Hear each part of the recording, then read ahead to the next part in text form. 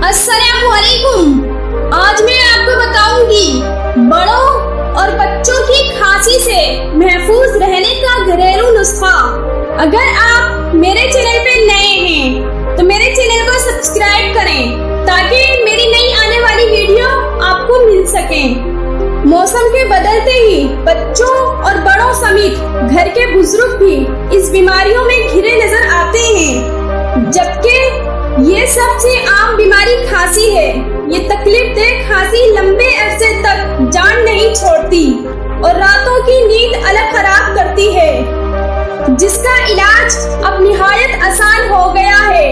खांसी के इलाज के लिए हर घर के किचन में मौजूद ग़िज़ाइयत से भरपूर अज्जा, अलसी के बीज, मेथी दाना और कलौंजी निहायत मुफीद साबित होती है।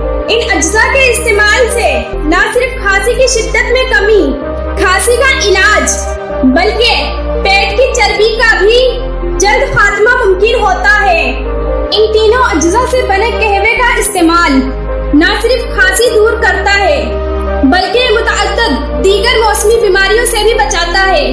मेथी दाने, अलसी के बीज और कलौंजी दाने से कहवा बनाने का तरीका। बलगमी या सूखी खांसी से निजात हासिल करने के लिए 1 चम्मच मेथी दाना, 1 चम्मच अलसी के बीज और 1/4 चम्मच कलौंजी लें। अब इन तीनों अज्जा को 3 कप गर्म पानी में शामिल करें और ज्यादा से ज्यादा 4 मिनट तक पकाएं और फिर चूल्हा बंद कर दें और नीम गर्म होने पर ये कहवा निथार कर महफूज कर लें। इस कहवे का इस्तेमाल दिन में 2 बार नीम गर्म करें। इस कहवे को छानकर फ्रिज में 1 से 2 दिन तक महफूज भी किया जा सकता है। इस कहवे के इस्तेमाल से हर किस्म की खांसी में आराम मिलने समेत सर्दी की शिद्दत से भी बचाव मुमकिन है।